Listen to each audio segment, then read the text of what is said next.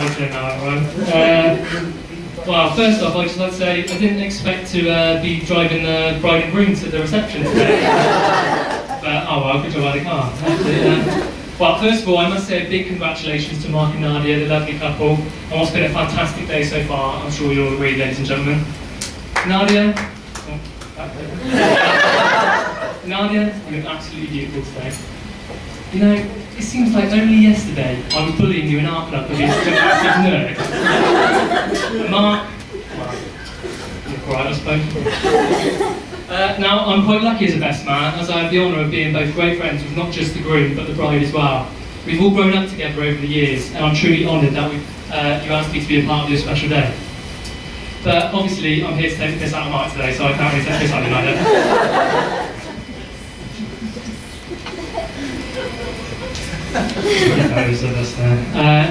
Now, I've known Mark ever since we were together in the infant school, although we became closer throughout sixth form and became friends ever since.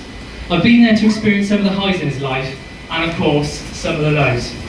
So, as a best man, as duty dictates, it's part of my job to talk about the lows rather than the highs. So, where shall I start?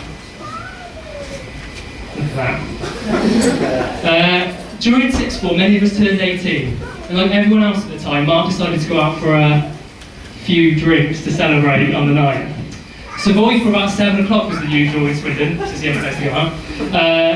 So, with crap hair, far too much aftershave on, and some awful Saturday night shirts, we hit the wonderful night out like Swindon town. Now, I can't remember exactly where we went that night, probably Casbah or bedroom or somewhere just as crap. But needless to say, by the end of the night, Mark had crossed the bridge from being a boy to a man in style. Do you know what happened that night, Mark?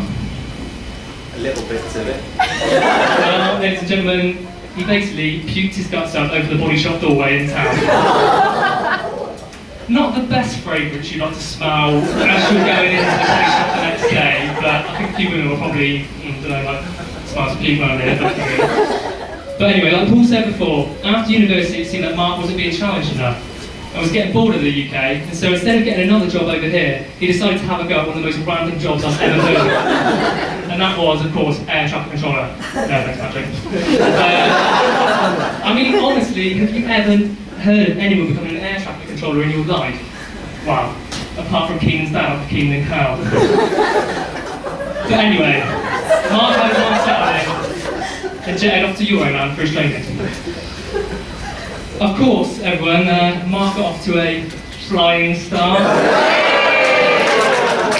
That's funny to get everyone, so if you want to nip outside for 10 minutes, that's absolutely fine.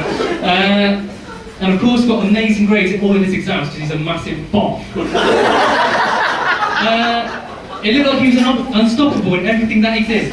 That was until one fateful day, though, he made an appointment with a dentist. Now, Mark gave you a bit of a sob story earlier on about his dentist and stuff, but unfortunately I've already written in the speech that didn't take this out of it, so there you go. Now, every now and again you watch a programme on the TV about not getting treatment done abroad. Whether it be a horror story about a facelift or a dodgy boob job gone wrong, you usually think nothing of it. But believe me now when I say, what happened to Mark's mouth and wisdom teeth that day could have had their own hour-long special on TV.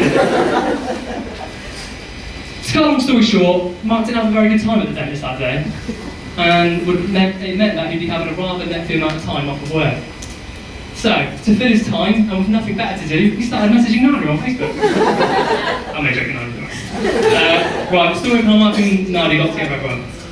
In year 10 and 11 maths class, top set of course, because they were both complete nerds at the time, Mark and Nadia were sat next to each other in the seating plan. Nadia quite fancied Mark at the time, because apparently he was quite funny. I don't know, I've never seen him myself. And so she spent most of the 2 years trying desperately to make him laugh. Surprise, surprise, Mark had no idea that a girl was trying to hit on him. And completely ignored her and focused on his algebra. A fair few years passed and Mark and Nadia go off to university, but remain good friends, but rarely saw each other. Nadia would often come out for drinks with us, and we'd usually say that Mark had just been back, but she'd always missed him for some reason or another. Eventually, Nadia sent him a Facebook message. At this point, Mark was living in the Netherlands and had just had his dodgy wisdom tooth operation. They both started sending each other lengthy messages over a few days, which turned into weeks, and after a few months, Mark told her that her messages were the best part of his day. Oh, so cute, you guys.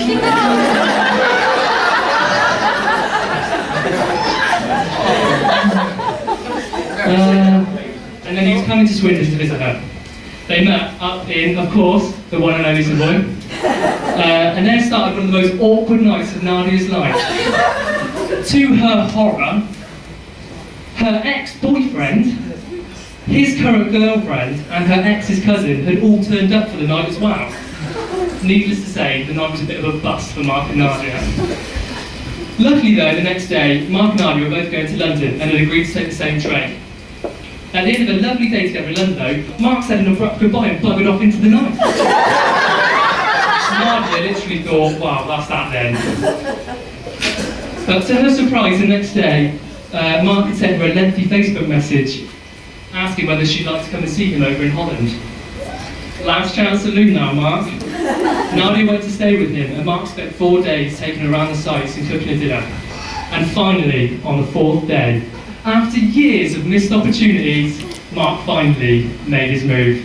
I think Mark deserves a round of applause at this point.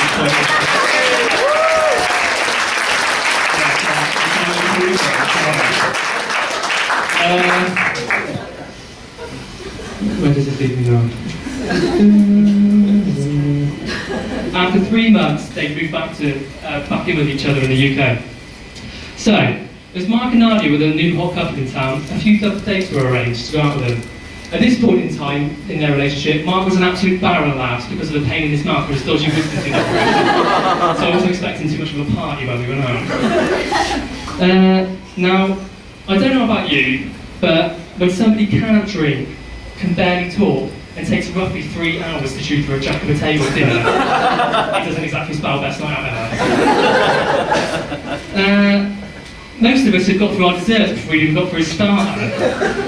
So, to help you tonight, Mark, we've got a little present for you to help you chew your food in the future. I think you might have lost these down the toilet on the stag do. Don't worry though, we rinsed them off. That's Mark and his stag do, everyone. And I've just got to return Mark's set of dentures to him that he lost down the toilet that night. So here you go, Mark.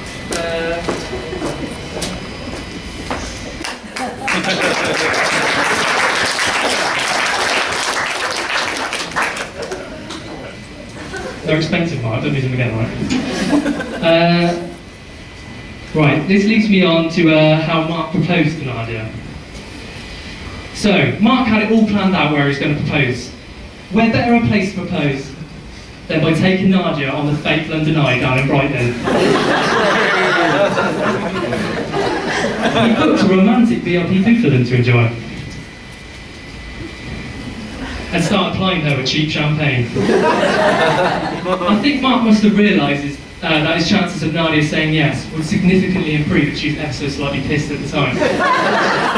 So, with Nadia forced into a confined space, intimacy on the dizzying heights of Brighton's London Eye, Nadia opened her anniversary card, and Mark got down on one knee. And of course, Nadia said, "No." Hello everyone. I'm here today, so Shorty said it.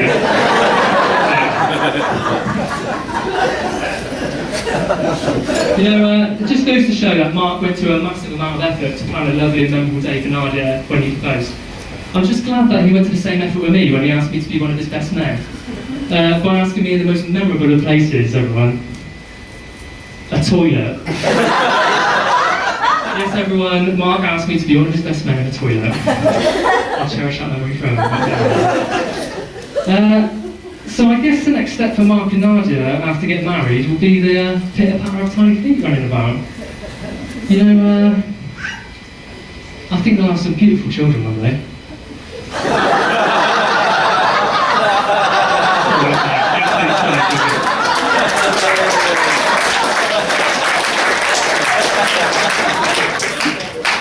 But on a more serious note though, both me and Paul are absolutely honoured that you asked us to be a part of your special day.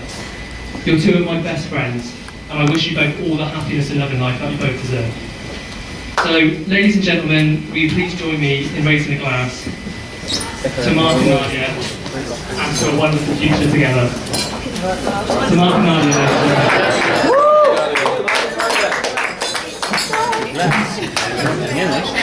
Moving on to Adam now, I think, is the next page.